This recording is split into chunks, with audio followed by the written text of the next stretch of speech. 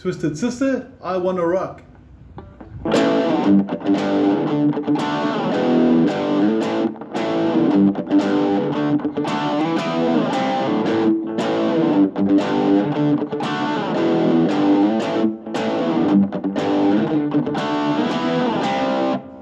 Now this song has got some really interesting timing to it, so I'm not going to bore you with counting 1 and 2 and 3 and 4 and 1 and 2 and 3 and 4 on, because that can get quite tongue tiring.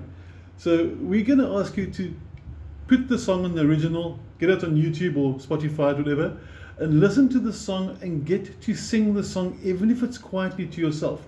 For example, he starts off with I Wanna Rock. So for the first part, when he sings I Wanna Rock, nothing happens. But then there's like an echo, and on the PDF that I've sent along with you as well, if you need the PDF, just WhatsApp me or email me. When he sings, which is starting with the chorus, I Wanna Rock, on the second rock is when he strums your A power chord, okay? And then after that, you're going to go, and then when it goes to I Wanna, you're going to have, there's a whole lot of pretty cool things happening there. Now before we get going, I first want to work through where are all our power chords to make sure that you know where to play them, and then we're going to put them together with some rhythm. Okay, so off to see what your fretting hand is doing. On the PDF as well, you'll notice that nothing has got a 5 extension. I wasn't going to type 5 next to every single chord. They're all power chords, and that's the bottom line. Now your A power chord, maybe you want to write this down as well, is at fret number 5, starting on the 6th string, and it should sound like this. And as far as playing the power chord on the finger combinations, you can use fingers 1 and 4, first and pinky, or you can use first and third finger, or you can even go for a slightly more fuller sound using fingers 1, 3 and 4. Whatever combination works for you, I'm quite cool with. But this is A5, and then for the G5, simply go 2 frets down from fret 5 to fret 3. That's your G5. For the D, you go back to fret 5 but also down a string. So now your first finger is on the 5th string, 5th fret. Now, what's interesting with this song over here is he uses 2 different voicings of the power chord E. In other words, 2 different ways to play E. So the one version is, for example, done here, which incorporates the open 6th string with my first finger only on the 2nd fret. So I'm only strumming string 6 and 5. And then he also later uses the E at fret number 7, which is on the 5th string. So he uses different applications. Now, for the first line, it's going to go something like this. I wanna rock. Now, slow motion on this. As he says the word rock, you strum down once like that, and then you're going to go to G, and you're going to go. And on the chords over here, you're going to have from the A down to G at fret 3. And now watch the rhythm. The rhythm is quite important here. So it's going to turn to bring in the other hand. It's going to use a little bit of palm damping. And the first part that is down, down, up, only on one string, while my palm is resting and dampening the string really heavily. So if I come a bit closer, you can actually see the palm resting on the string. Now it's going to go down, down, up, chord. So when you play the full chord, it's 2 or 3 strings, and you lift the palm up a bit there, you can see the movement in the far corner there. So it's 6th string, 5 strings. When you move to the D5, you move up to fret 5 on the 5th string, and you do the same rhythm now from the 5th string. So it's going to go. So I'm going to zoom out now to show you left and right and working together. And your G to the D changeover should be something like this. Make sure that you don't have unnecessary string noise, and make sure your rhythm is nice and accurate. Now after you've done I wanna rock, that is simply the open E, and you can see me strumming strings 6 and 5, and then the G over here that you've done, and that's just simply one strum each. And then they sing I wanna rock, rock. And once you've done that, you start the same So if you're looking at the first line, there is a certain element of repetition. Your A, G, D are the same, but then the E, G, which you played the first time, is going to be replaced with E, C, like that. And this is now the E at fret number 7, all the way down to fret number 3 for the C. And then to help get a nice sort of legato sort of move down, maybe keep the pressure on the pinky when I'm changing. So watch this. Can you hear that slide there? That slide is my pinky going down. Now obviously it shouldn't be that noisy, and at speed you're not going to hear it, but like that. Now once you've got that E, G, and now the E, C, along with everything else, we're going to have something like this. Okay, are we ready? Got your A, and I want you to sort of talk along, sing along with me. There's a reason why I don't sing. You're going to hear it now. He's going to go, I want to rock, rock.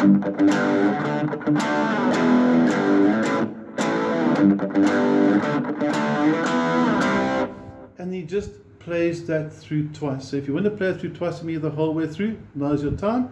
And then we're going to go into the verse. Okay, so you can do it one more time to make sure that your chorus, which is arguably the most tricky part of the song, is perfect. Okay, let's get going. In the 5th fret, try and get a bit more of an overview here. So we soften a bit more out. There we go. 1, 2, 3. I want to rock.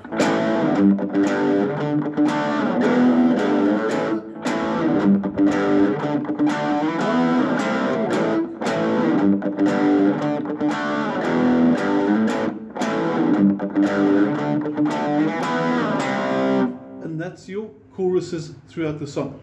Now, when he sings the verse, when he goes, turn it down, you say, well, all I got to say is just time and time again. He sings it really quick. There's quite a tongue tying up phrase and everything. It's very, very well done.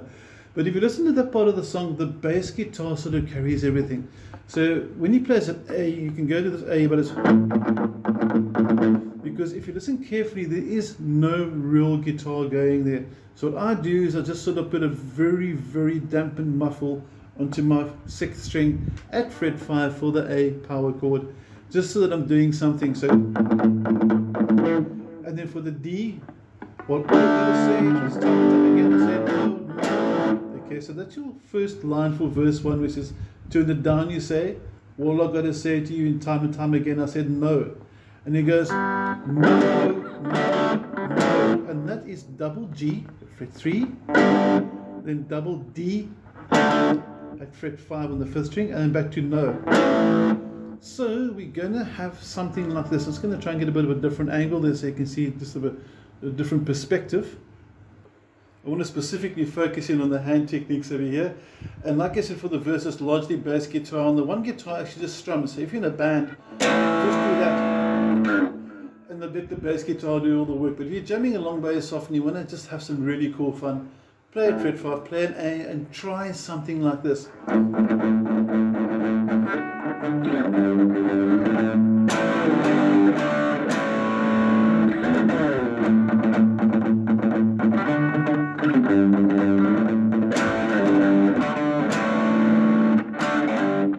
there's a very quick D, G. Now what I did there is I just played through the A, slow motion, lots of muffling, 1 and 2 and 3 and 4 and D and 2 and 3 and 4. So your A shares a full count of 4, and the D to the G is going to go 1 and 2 and 3 and 4 and oh, and then you got that, which you just done for the verse. Now before he goes to the bridge, you'll see there's a quick D and G all lurking by itself there after the 2nd row of no, no, no. And that's just a very quick change from D to G. Listen to the song. That's your best cue. Get to know the song. Get to listen to the drums. Be able to imagine yourself singing with Dee Snider and Twisted Sister. It's the best way to learn this song. This is not a 4-chord strummer song. You need to get to know all the parts. Okay, now we're on to the bridge. For the bridge, you're back down to a G5, down here, fret number 3, fret number 5. And the rhythm changes a little bit. There's just strictly downstrokes on every beat. It's 1 and 2 and 3 and 4, 2 and 3 and 4, 1 and 2 and 3, 4. Okay, it's got a little quick A, G, D again. But when you're doing the first GD, you're going to go 1 and 2 and 3 and 4. Try and get that little quick flick at the end there. So it's 1 and 2 and 3 and 4. And then go to your D. 1 and 2 and 3 and 4. Try and get it in there. It really, really helps. And also wait for the second line where you're going to consider. That's basically the A. Sorry, I got the chords wrong there. That's what happens when you get this song a little bit confused. At the end of the second line of the bridge, it should be A. Now, interesting with this song, sometimes he goes G D A, then he goes A G D. So watch it for those little subtle changes. It's a very clever song, but it works really well. It's very melodically written for the chord structures.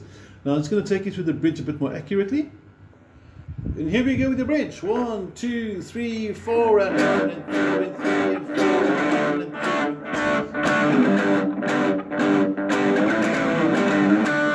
And I wanna rock, rock, and you're back to your back to the beginning of the song again. And that in essence is everything that you need to know for the song. The only real change is when he goes to the second bridge. It's a part where he goes, I want to rock, rock, and then it's more of a vocal play-off, and then all he does is strums a whole lot of A's. So the A's will be, I want to rock, rock, rock, rock, rock, rock.